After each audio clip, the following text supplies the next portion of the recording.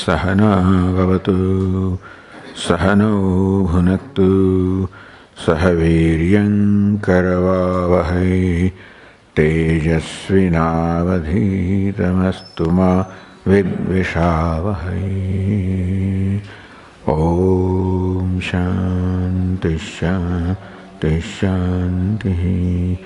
ओम पूर्णमदः पूर्णमिदं पूर्णात् पूर्णमुदच्यते पूर्णस्य पूर्णमादाय पूर्णमेवावशिष्यते।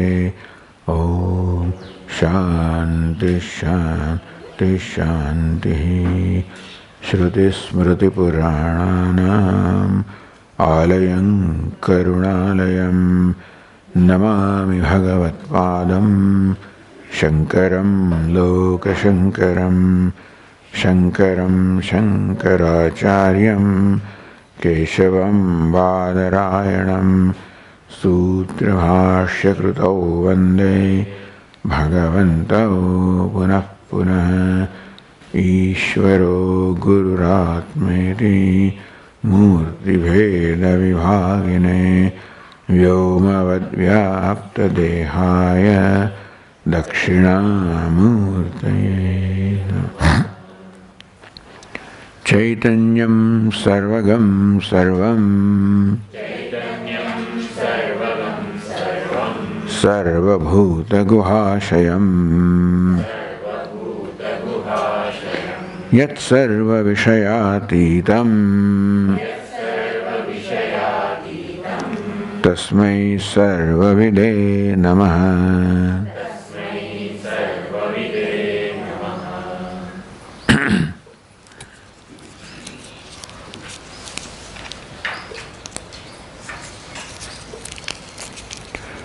अनवस्थान्तरत्वाच्च बन्धो नात्मनि विद्यते नाशुद्धिश्चाप्यसङ्गत्वात् असङ्गो हीति च श्रुतेः। सूक्ष्मीकागोचरेभ्यश्च न लिप्यते इति श्रुतेः। एवं तर्हि न मोक्षोऽस्ति बन्धाभावात् कथञ्चन।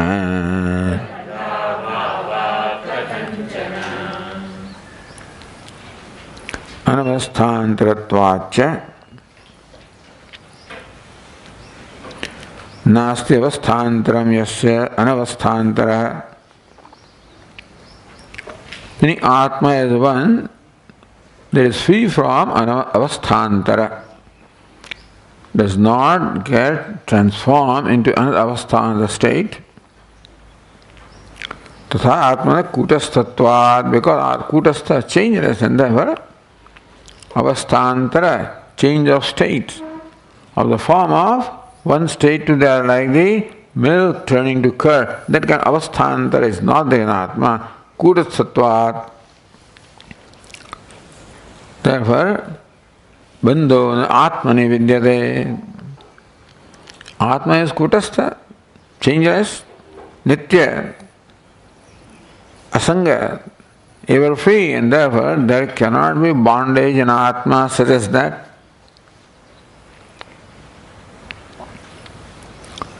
Na shuddhischa, nor can there be a shuddhi or impurity in Atma, asangatvad, because even though Atma may be pure by himself, it may be contaminated by coming in contact with, but nothing can come in contact with Atma because asanga, it transcends everything.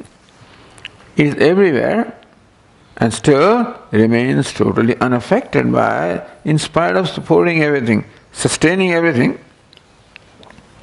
and still remains untainted, unaffected by everything, therefore ever pure, not subject to becoming impure.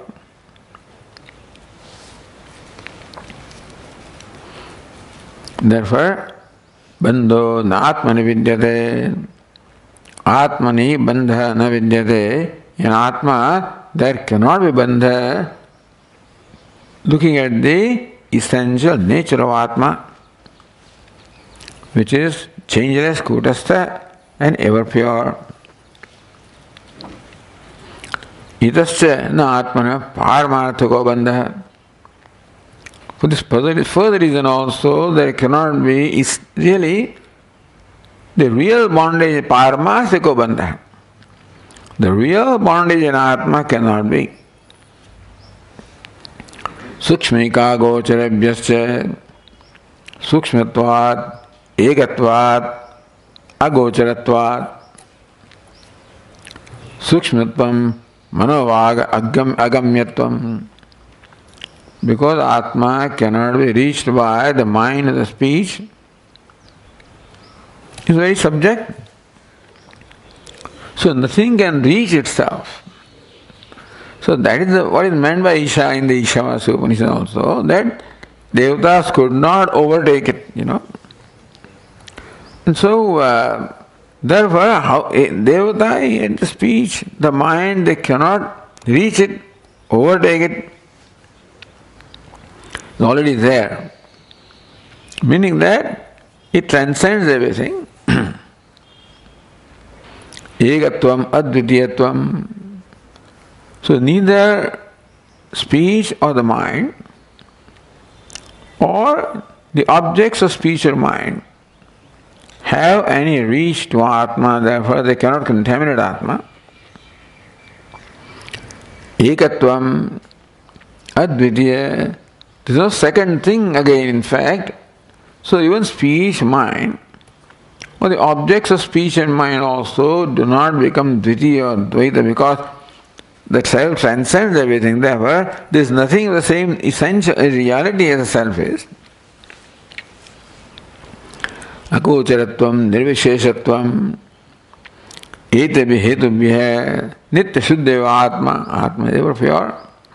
Na lipyate iti shrutehe, Shruti also says, na lipyate, never gets tainted. Smriti also says, no palipyate, atma no palipyate. So the first half of the verse 58 is a statement of the Siddhanti, statement of the Vedanti. Evam Atmanah Nitya Shuddha Buddha Mukta Svabhavatam Sadhayato Vedantinah. In all your enthusiasm, you establish that Atma is Nitya, Shuddha, Buddha, Mukta. Meaning mukta, ever free. There is no bondage in Atma. Good, then. If there is no bondage, then there is no liberation also. There is no liberation of moksha, then there is no point in the Upadesha of Upanishads or Shastra, of which the sole top subject matter is moksha. So Upanishad Moksha Shastram, Bhagavad Gita is a Moksha Shastram. There is no bandham, no bondage, there is no moksha also. So what is the purpose served by these scriptures, which are expounding the moksha, liberation for Atma? Anarthakyam, they become redundant. Iti akshimanti purvadina. So all the other fellows now, which have been refuted so far, all of them together have this contention to make, hey Vedantin, if there is no bondage, there is no liberation, and therefore the texts which are teaching liberation become redundant. Evam tahena mokshosti bandhabhavat kasanchana. Evam tarhi, in the manner which you explain, Atma nitya shuddha, bandhabhavat, there is no bondage, therefore there is no liberation also. Tadabhave abhavat, bandhabhave moksha bhavat, there is no bandha, there cannot be moksha. तथा च मोक्षोपायोपदेश शास्त्र अनर्थक्यमेव इति स्यात्. Shastra, Upanishad in particular, and Vedanta. Moksha, Upaya, Upadesha, Shastram. Shastra is the nature of the Upadesha. For what? Upaya. Means for what? Moksha. Moksha, Upaya, Upadesha. Shastra teaches us what is Upaya, the means of moksha or liberation. If there is no bondage, then what is the relevance of this?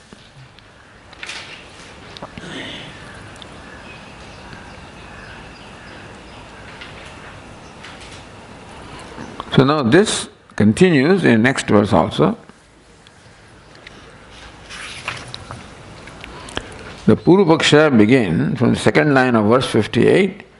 Evam tarhina mokshosti bandhavavat kasanchana. Then, all right, we say there is no moksha also. Then the question comes in the next verse.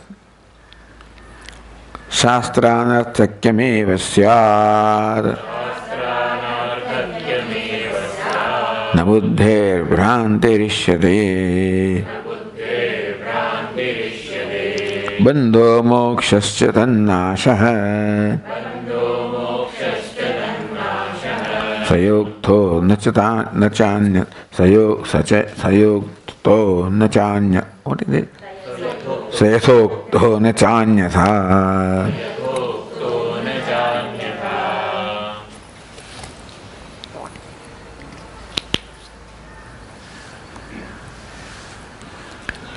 Shastranarthakyameva syat. The Purvapaksha continues.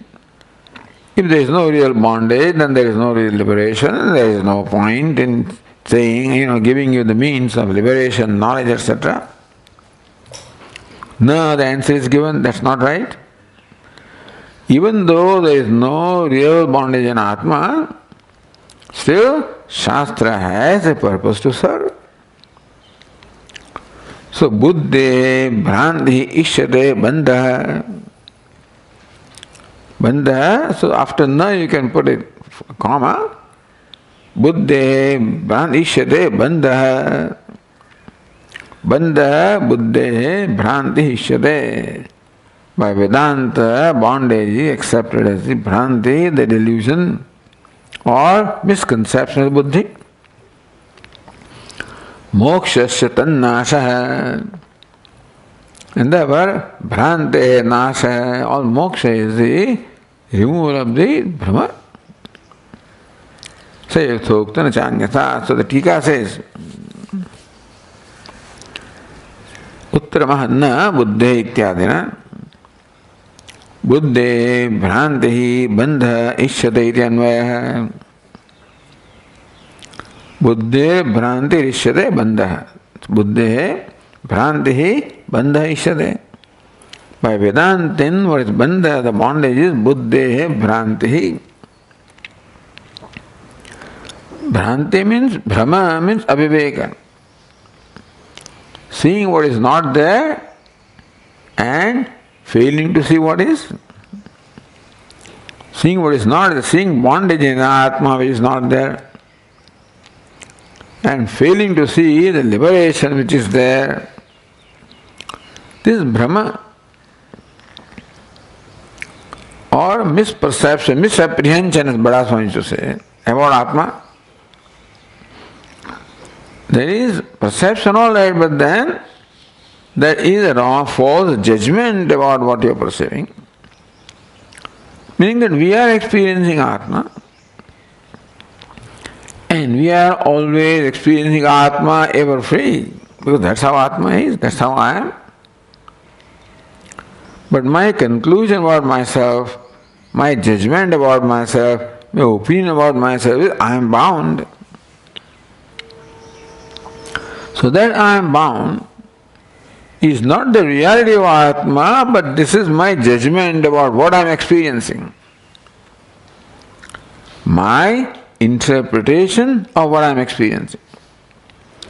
Not that I am experiencing bondage of Atma. I am experiencing Atma also, And limitedness also, not bonded, limitedness. Where they are in two different locuses. Atma is of the nature of a subject, limitedness is of the nature of object. They don't enjoy the samadhikaranyam. I put them in the same adhikarana, same locus, and say Atma is limited. This is not my experience. That is my judgment, my conclusion, my opinion that I am limited. People say I am experiencing samsara, you are not experiencing. I am experiencing limitedness, you are not experiencing, you are concluding. If you are experiencing limitedness, then that's the reality, then nothing can be done about it. If limitedness was my nature, I would not have any problem with that also, because I would gladly accept myself. The fact that my basic problem is I cannot accept myself because I perceive myself to be quite contrary to what I am. Because liberated, being free, ever free is my nature. So that's my expectation of myself. That I should be free. I have concluded that I am bound for whatever reason. Therefore, I find myself quite contrary to what I expect myself to be. So not only moksha or freedom is my nature, it is also an expectation that I should be free or I should be liberated. Mukta. My expectation of myself is in keeping with my nature. So it's a very fair expectation that I should be happy, I should be free, I should be independent, I should be fearless. These are my expectation of myself. They are fair expectations because they are in keeping with what my true nature is, but I conclude by wrongly. So on one hand, I expect myself to be free, and then I conclude that I am bound. So that is the source of all the conflict within myself. That's called samsara. That very conflict of disappointment with myself. And when I expect myself to be liberated, free, then any other and ever pure, I expect. So impurity, then I cannot tolerate myself. I expect myself to be right always, satyam, knowledgeable, jnanam, anantam, happy. I find myself to be quite different from that. Therefore, I become the primary source of my disappointment with myself, and therefore with everything else. That's what Vedanta calls samsara. The rope snake is samsara, fear caused by the rope snake. There is no such entity as rope snake. But a bhranti can create the same feelings or same sentiment as a real snake may create. In me also the bhranti of the bondage, the misperception that I am bound creates the same kind of feeling, sorrow, sadness as it would have been created had I been really bound. So everybody else takes the bondage to be real. So therefore they teach you what's the real way of becoming free from that, which is karma. If something has to be changed, then you have to do something. So karma, upasana, all this will be primary teaching of all those who accept bondage as real. Not that karma, upasana, not taught by Vedanta, they are taught but for a reason, as a preparation of knowledge. And they teach them as a means of liberation. Anyway, thus Vedantin says that Ashochan anvashocastvam, there is no cause for shoka or grief at all other than my own false perception of myself. In the way I try to solve the problem of grief is I try to rearrange the things around me, leaving myself intact, leaving my conclusion about myself, leaving them intact, I try to rearrange them, but my conclusion of myself doesn't change. By rearranging things around myself, hoping that the world will be convenient to me, agreeable to me, favorable to me, the world becomes favorable to me, still my opinion of myself doesn't change.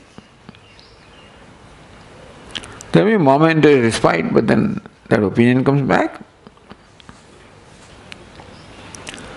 Tannasho bhrantinasho moksheti jishyate na paramarthatah. Vedanta does not say that the Atma in reality becomes liberated. Moksha is defined as the bhrantinasha, the elimination of bhranti, of misconception, of viveka.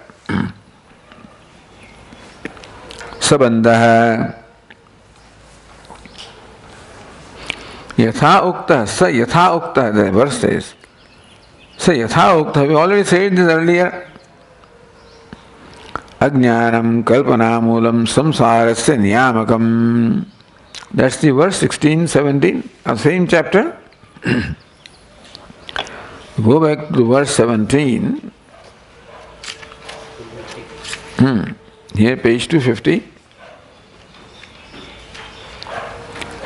Ajnanam kalpanamulam samsarasya niyamakam. Niyamakam means the cause. Samsarasya niyamakam nimittam. The ajnanam kalpanamulam. Ajnanam is the mula of kalpana, of superimposition. And that is the cause of samsara. So we already said this, that the author himself says, Tan sayatha uktaha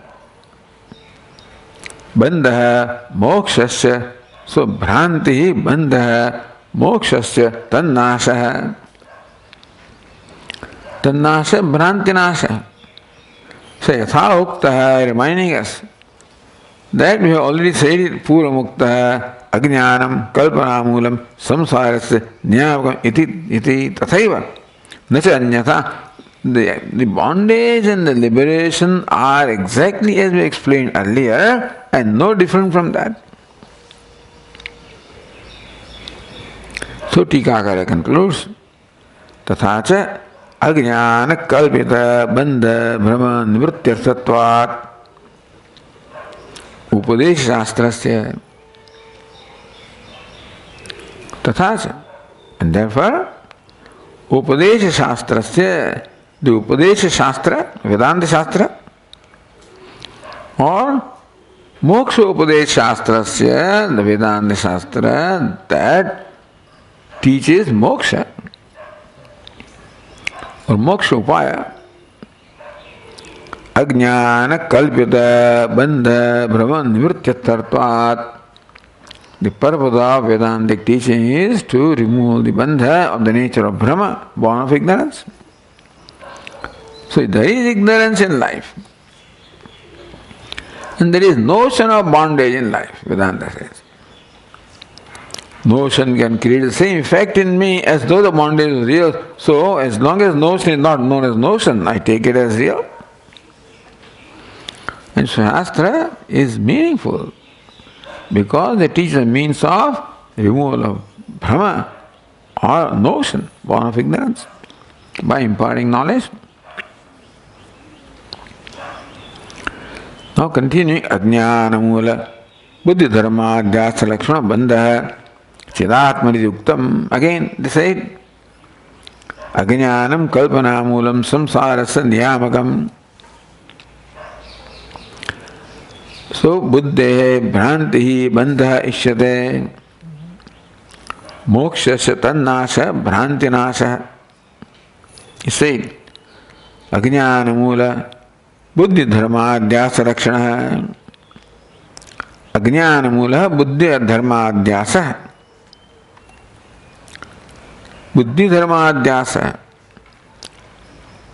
Buddhi Dharma, superimposing Buddhi Dharma. So, superimposing Dharma, the attributes of Buddhi upon Atma.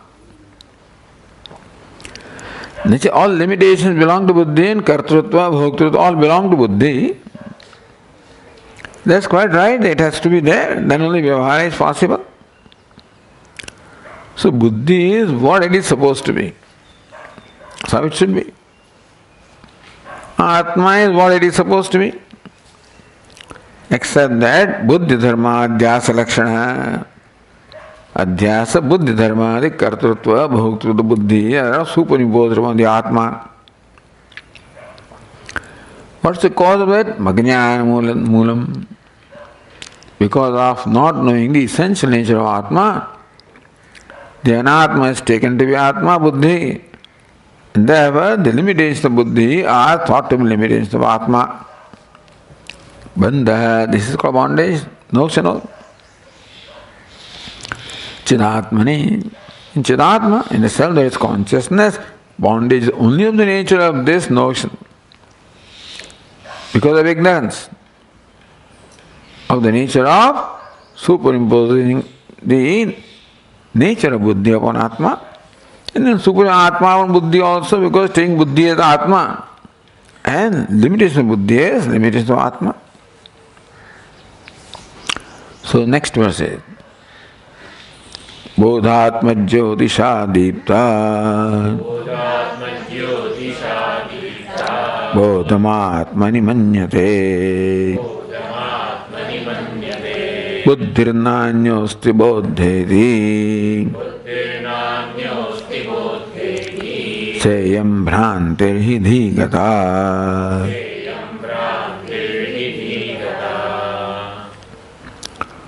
Bodhatma Jyotisha Deepta. Anvaya comes to the next line, Buddhi. I said, what is Deepta? Bodham, So, that doesn't get connected. Then you see second line, Bodhatma Jyotisha Deepta Buddhi. That's how Anvaya is. Buddhi is feminine. Deepta is illumined by Bodhatma Jyotisha, by the light of consciousness of the self. The Buddhi or the intellect is illumined. That's the method of explaining is that Atma gets reflected in Buddhi. That's the reflection of Chidavasan, so the Buddhi is enlivened. So Buddhi is enlivened and therefore Buddhi becomes lighted as though and illumines his own objects. So Buddhi becomes lighted and thing, therefore Buddhi is taken to be Atma because Buddhi is as though Chetana. The consciousness of self is as though infused into the buddhi and therefore, like the magnet, makes these iron filings also active. Similarly also Atma, in presence of Atma, the buddhi becomes enlivened. That's the nature of that combination. But not recognizing that enlivenment of the buddhi is not inherent to buddhi. It is because of the proximity of the self. Therefore, we take the enlivenment, consciousness as the nature of buddhi. And so, buddhi is taken to be Atma, and limitedness of buddhi is again taken limitation of Atma. Bandha, so twofold anyonya adhyasa is there. The consciousness that is Atma is superimposed on buddhi, so buddhi is taken to be conscious entity. And the dharma, the attributes of buddhi are superimposed on Atma, that Atma is taken as karta bhokta. Iti yuktam, which has been said. Buddhe, brandishyate, bandha, it is already said. Upapadayati. Now, how does it happen? How does the bhranti arise? How does it arise? So that is stated in this verse, Bodhatma Jyotisha Deepta Buddhi. Bodhatma Jyotisha Deepta Bodh Rupasya Atmana. So Atma, who is of the nature of Bodha or consciousness. So Jyotisha, Atma is a Jyotish or the light of the nature of consciousness.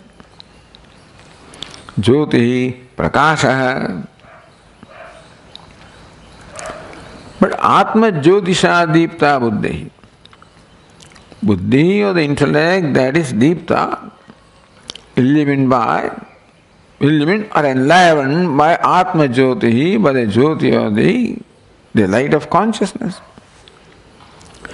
But light of consciousness does not directly illumine the Buddhi. Because Buddhi enjoys a reality different from that of Atma. Therefore, the explanation is that Atma gets reflected in the Buddhi, that reflection called Chidavasa. Chidavasa enjoys the same degree of reality as Buddhi, therefore Chidavasa can illumine the sun by getting reflected in water, enlivens the water.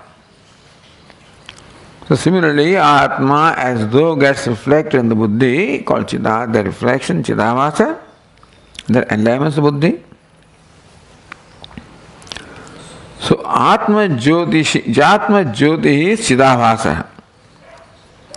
Not the Jyoti of consciousness, but the consciousness reflected in Buddhi. Tena Deepta, Vyapta, Prakashita Buddhi, Atma Bodhatma Jyotisha Deepta Buddhi. By this light of consciousness, meaning by the Chidavasa, by the reflected consciousness, Deepta, Vyapta, Prakashita Buddhi. The Chidavasa pervades the Buddhi, enlivens the Buddhi, makes the Buddhi of the nature of illumination. Like the water also becomes lighted up because of the reflection of sun. That Buddhi, Bodham Atmani Manyate. Atmani Swasyam Bodham Chaitanya Manyante. Buddhi thinks that I am consciousness, I am Atma. Not only that, Nanyosti Buddhayati, and there is no Buddha, the Sakshi or no other than me. So Buddhi that enjoys the reflection of consciousness, therefore as though becomes conscious.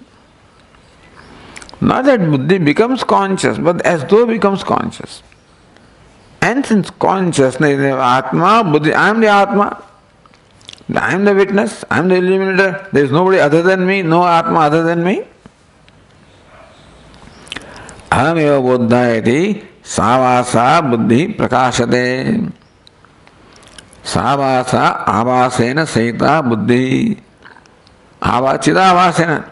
Buddhi, along with the Chidavasa, thinks that Ahameva buddha, I am the Buddha, I am the knower, I am the Atma.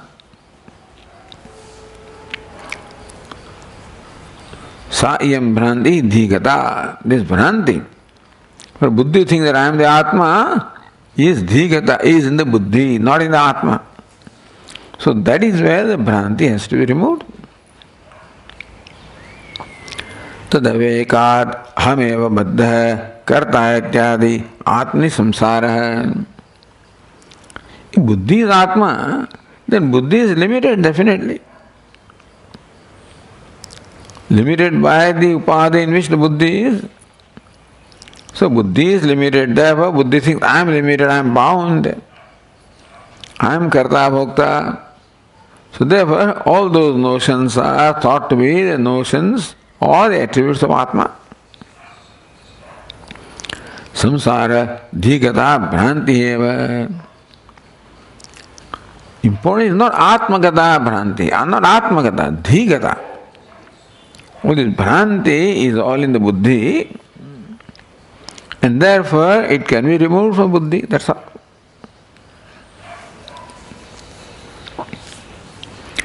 Buddhiyam bodhatmatvam yatha pratiti paramartham kim na syat.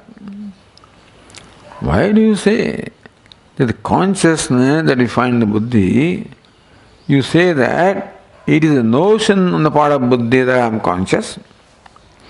Why not Buddhi be conscious anyway? Buddhe bodhatmatvam yatha pratiti. Yatha pratiti. As perceived. What? Bodhatmatvam. As perceived, as thought that I am the Bodhatma, I am the consciousness. Why not? Paramartham kim nasyat. Why not buddhi be consciousness? Why not buddhi be atma? Why do you think it's notion? If that's the question, na ityaha bodhasyati. So this doubt is replied in next verse. Bodhasyatma swarupatvat nityam tatropacharyate avivekopyanadyoyam samsaro nanya ishyate.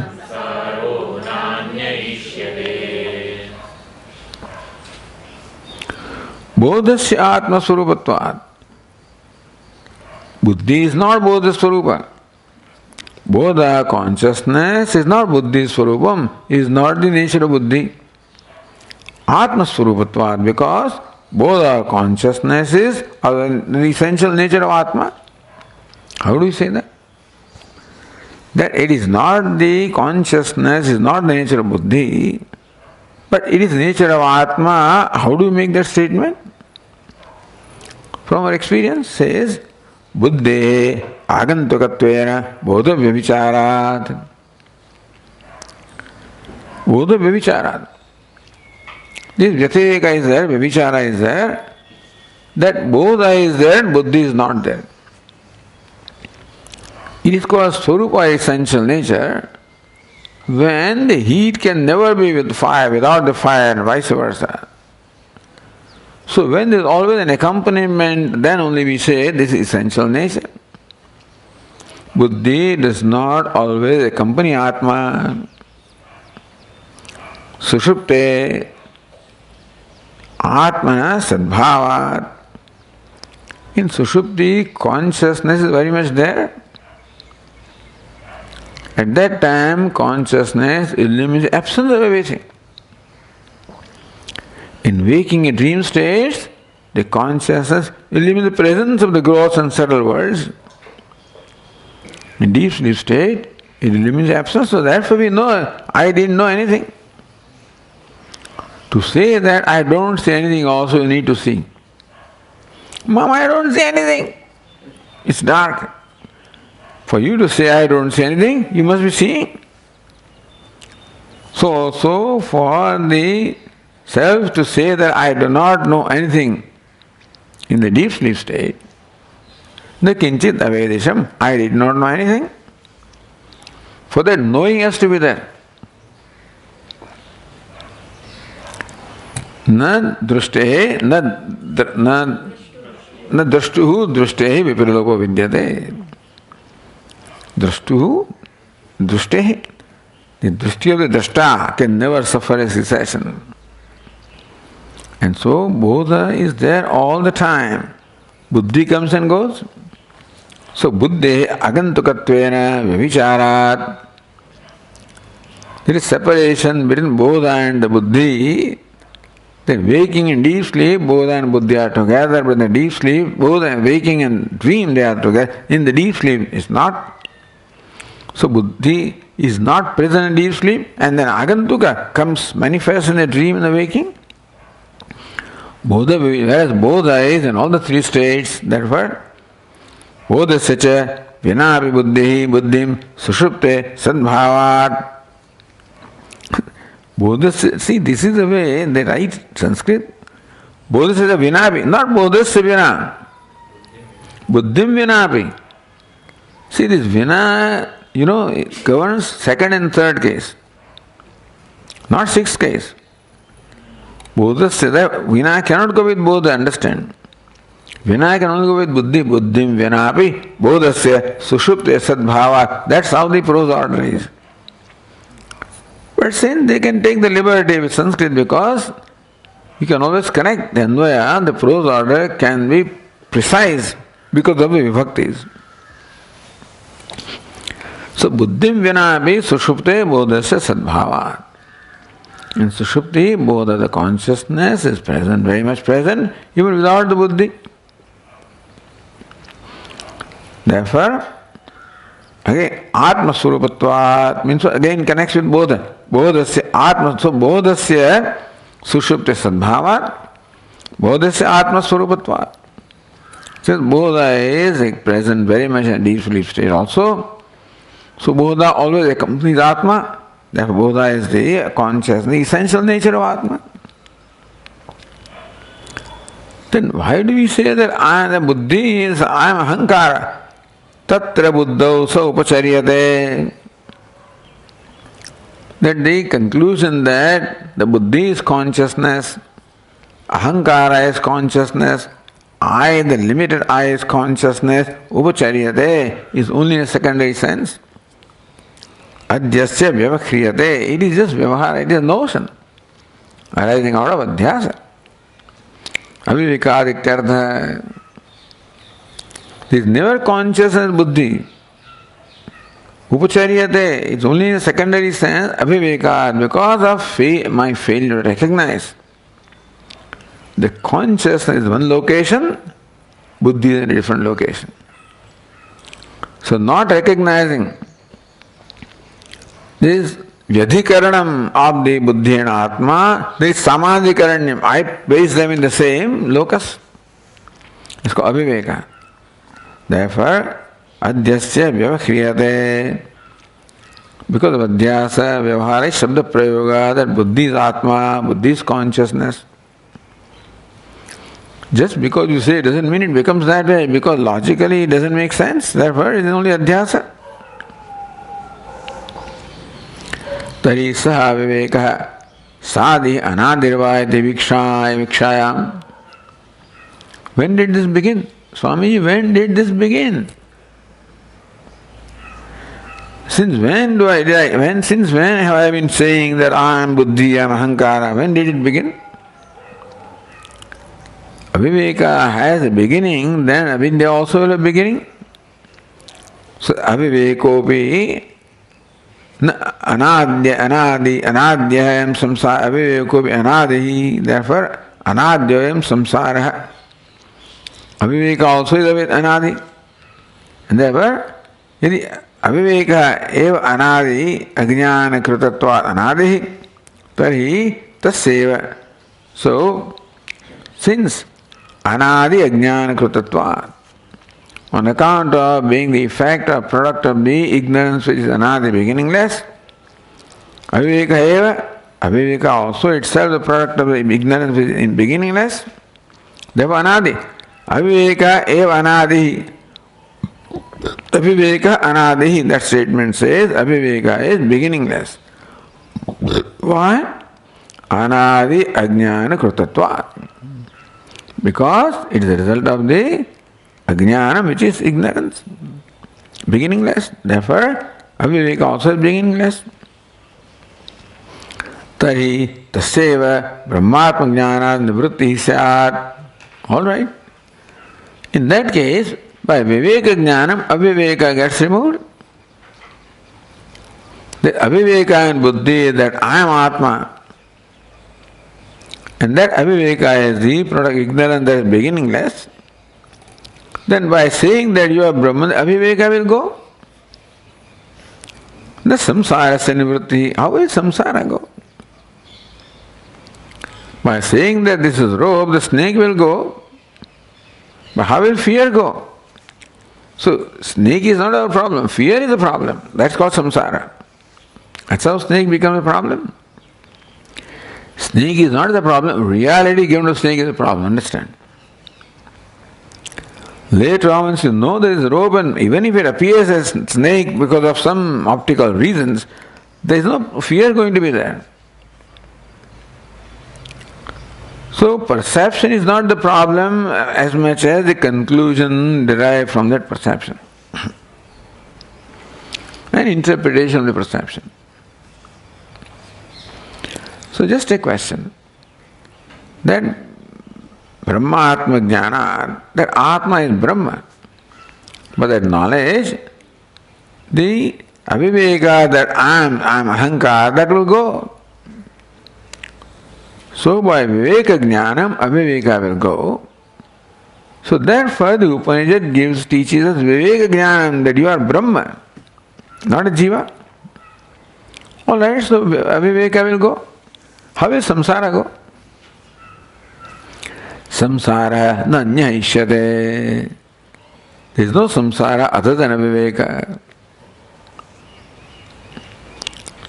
Kartradi dharmaka buddhi aviveka eva samsara ityartha hai. Kartradi dharmaka buddhi.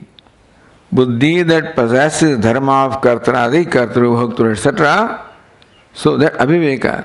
Kartrutva is not a problem. Understand, kartrutva, bhoktrutva are not problem. As long as kartrutva, bhoktrutva are recognized to belong to buddhi, I have no problem. Nothing is a problem. When I gets connected, then it becomes a problem. And only then it becomes solution also. That is why Brahma should get connected to the I. It's not enough that, Ananda should get connected to the I. Then only it is a solution. A given thing becomes problem when it gets connected to the I. And other thing becomes solution when it gets connected to the I. Kartrari dharmaka buddhi aviveka. Aviveka, non-discrimination, superimposition of the buddhi in the Atma. The buddhi possessed of the dharma of kartrutva, etc., taking every dharma of the Atma, that is samsara. Nothing more than that. That is enough to cause all the grief anyway. The perception of snake is samsara, but then the fear, etc., will have natural consequences. So this is called moha, and shoka is the natural consequence of moha. So shoka moha lakshana samsara. Says Bhashyakara.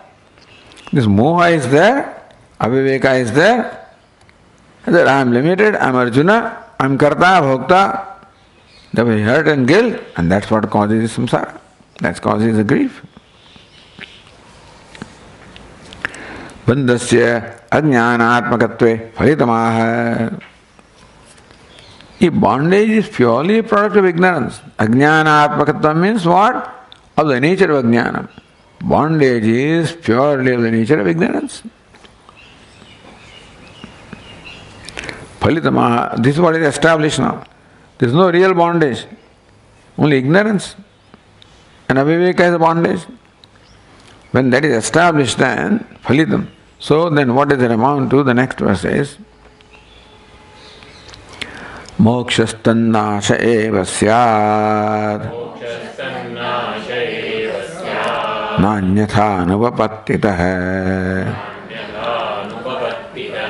yesham vastvantara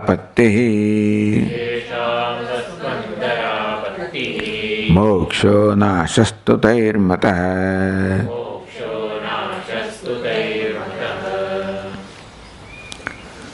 Moksha tannasha eva syat. Therefore, moksha avivekanasha. Moksha is the elimination of aviveka or notion of bondage.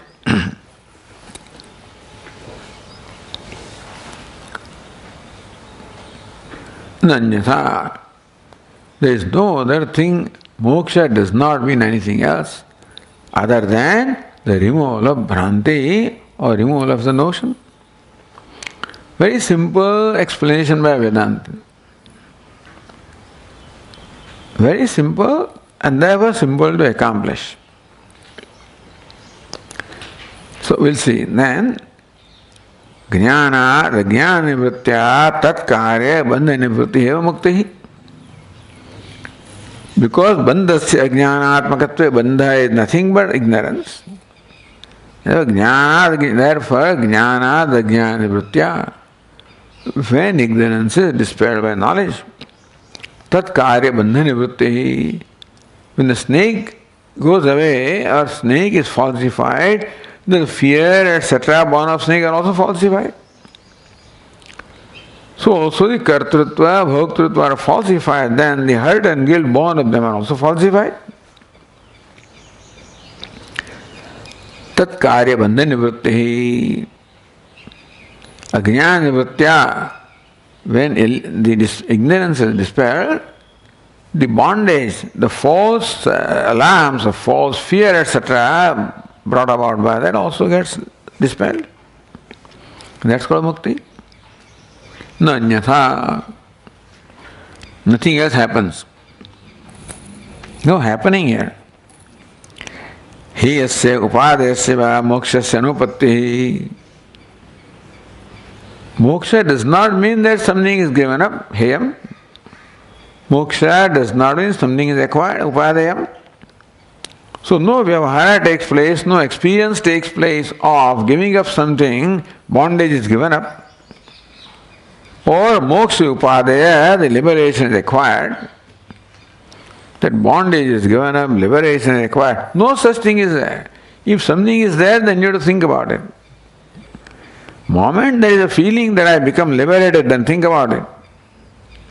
I got liberated at 4 o'clock afternoon on Friday, on Saturday day. Now then wait a minute. That means that you are bound until then. That means the bondage was real. Then that thing can come back. Nanyatha. He says not that the bondage is given up. Upada is not that the liberation is acquired. So, anupatti, anupattita, anupattehe, there is no acquiring, no giving up, no change, no transformation, nothing as far as moksha is concerned. Just being what you are. Recognize that you are always liberated. Recognition is moksha. Not that I am liberated. That I was always liberated. Absolutely no change has happened in me. Therefore, change can be the nature of giving up or acquiring something. Nothing has happened. Anupattimeva dhudayan pakshantaram nirakaroti. There is no change. No heyatvam, no upadayatvam, nothing giving up, nothing acquiring. I don't get that feeling at all in liberation. So that untenability of happening, that moksha is not happening. For Puja Swami, it's not an experience. It is recognition of what is. It's not happening. It's just being what you are. So all of that, if this is clear to us, then the moksha sadhanam becomes clear. We are always looking for something to happen. Something to recognize rather than something to happen. Something to be rather than something to become. Pakshantaram nirakaroti. How other paksha is not tenable. So therefore the verse is second line. So first line is explained, moksha tannasheva syat, bhranti nasheva moksha syat, anyatha, no other way moksha can be explained as something acquired, something given up, not happening. But then some people say that, yesham vastvantarapatti. People say that jiva becomes Brahman. Vastvantara. One vastu becomes another vastu. So yesham vadyanam swarupad anya vastvan. There is a transformation in you. What is the point of liberation? You are not changed at all. You get transformed from being bound to liberated. So it's called vastvantara. Anyat vastu. You are something, become something else. That is called the moksha. Yesham vadyanam swarupad anya vastvantarapatti. That swarupa undergets, chose that jiva is by swarupa jiva. And by swarupa becomes Brahman. Meaning that there is a real change in the jiva-atma, his essential nature changes, that is called, otherwise you remain bound if you don't change. Change is very much required where it is possible, that's in the mind by the way. Yes, all change is required. All change or transformation is required in the mind, which must become free from the rajas and tamas and become sattvic, all that is accepted. Let's go. But then, not the change in Atma. So, Swarupat, Anyavastvantarapati, Atmoksheti Matam, Yesham Vadyanam. Those bodies, those disputants, that's how they translate, think that Atma undergoes a change and thus becomes liberated. Now, what will happen? Moksho nashastu tair mataha. See, this opinion amounts to nasha or destruction of Atma. Because a thing cannot change its nature, it cannot become something else. Become something else, what became does not remain. A becomes B, then A doesn't remain, and B is there. Or B doesn't remain, A is not, A alone is there. If one thing becomes other, then Atmanasya moksha iti ishtasya. It will amount to saying that Atma has now disappeared. Because Atma has become Brahma, so there is no Atma anymore. Sthitasya ishtasya va anyasya anyatva sambhavat. Atma remains Atma, then cannot be Brahman.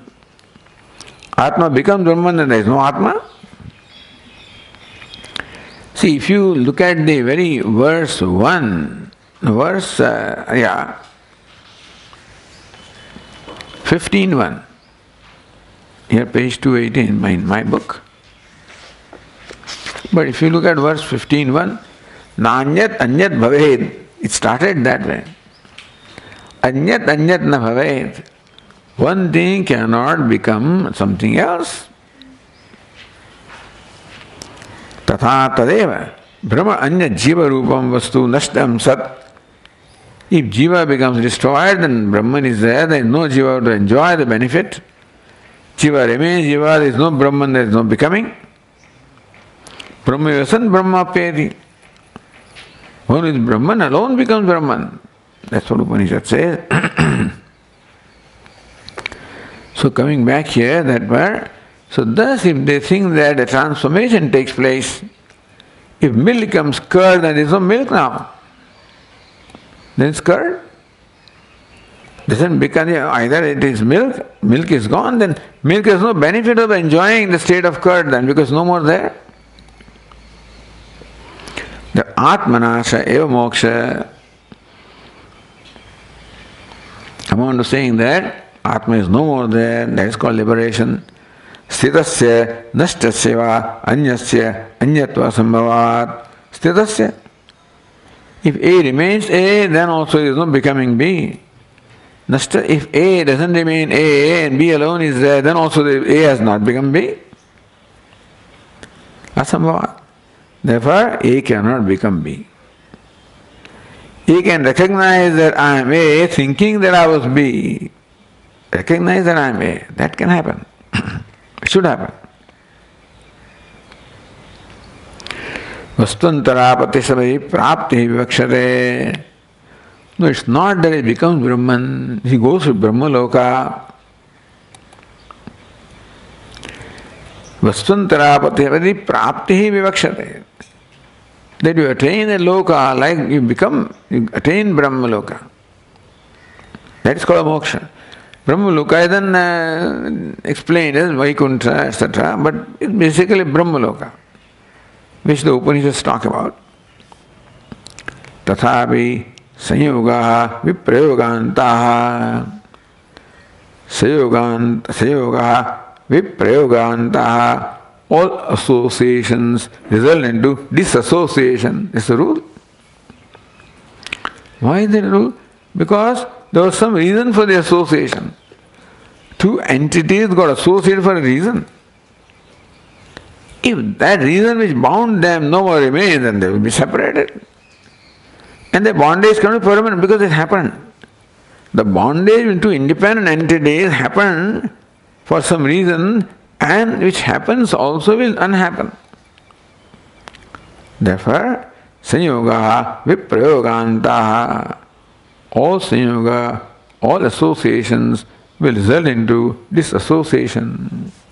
Iti nyayana krutakasya anityatva vyaptescha. One, that if you reach some place, then you will have to come back from there, number one. And krutakasya anityatva vyaptescha. Because reaching there, moksha is a result of karma. By going someplace. is going to be anitya. So two things. When you go there, you will come back. Secondly, because going is is action, result of action there, but it's impermanent. Anitya moksha syat. So any kalpana about moksha, any happening about, any kalpana of happening of moksha will make moksha anitya. Because any happening is anitya.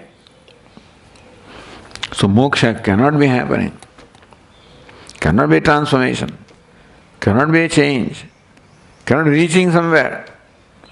It's just recognition of what is. That's called knowledge. So that's how the arguments go. We'll continue. Om Purnamadah Purnamidam Purnat Purnamudachyate Purnasya Purnamadaya Purnameva Vasishyate. Om Shanti Shanti Shanti. Shankaram Shankaracharyam Keshavam Badarayanam Sutra Bhashya Krutau Vande Bhagavantau Ishvaro Gururatmedi Murti Bheda Vibhagine Vyomavad Vyapta Dehaya Dakshinamurtaye Namaha. Om Shanti Shanti Shanti. Hari Om. Shri Gurubhyo Namaha. Hari Om.